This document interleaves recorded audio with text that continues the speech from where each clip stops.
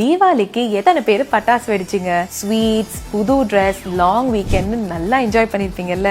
ஆனா உங்க அம்மாவோ இல்ல வைஃபோ அவங்க என்ஜாய் பண்ணாங்களான்னு கேட்டீங்களா? இங்க உண்மை என்னன்னா, நீங்க என்ஜாய் பண்ணிட்டு இருந்த டைம்ல வீடை கிளீன் பண்றதுல இருந்து சமைக்கிறதுல இருந்து எல்லா வேலையும் அவங்க தான் பண்ணிருப்பாங்க. இந்த மாதிரி தீபாவளின்னு இல்ல, ஆல்மோஸ்ட் எல்லா ஃபெஸ்டிவல்ஸ்லயும் விமென் வீட்ல வேலை செஞ்சுட்டு தான் இருக்காங்க. இது அந்த காலத்துல மட்டும்தான், இப்ப அப்படிலாம் கிடையாதுன்னு நினைக்காதீங்க. இப்பயும் பெரும்பாலான வீட்ல இப்படிதான் இருக்கு. இதுக்காக அடுத்த ஃபெஸ்டிவல் வந்தோடனே நீங்க பெருசா ஏதாச்சும் பண்ணணும்லாம் ஒண்ணும் இல்ல. நீங்க ஜஸ்ட் அவங்களுடைய ரெஸ்பான்சிபிலிட்டிஸை ஷேர் பண்ணுங்க. எல்லா வீட்டு வேலையும் சேர்ந்தே பண்ணுங்க. உங்களால முடிஞ்ச சின்ன சின்ன ஹெல்ப் பண்ணாலே அவங்க ரொம்ப ஹாப்பி ஆயிடுவாங்க. சோ அடுத்த ஃபெஸ்டிவல் வந்தா எந்திரிச்சு ஜஸ்ட் ரெடி ஆகி ஏதோ கொஞ்சம் செலிப்ரேட் பண்ணிட்டு லேசியா போய் தூங்காம ஃபேமிலி டைம் நினைச்சு எல்லா ரெஸ்பான்சிபிலிட்டிஸும் ஷேர் பண்ணி அதையும் ஒரு ஜாலியா பண்ணுங்க. அதுதான் உங்க ஒய்ஃபுக்கோ இல்ல உங்க அம்மாக்கோ அவங்களுடைய ரியல் செலிப்ரேஷனுக்கான ஜாயை கொடுக்கும்.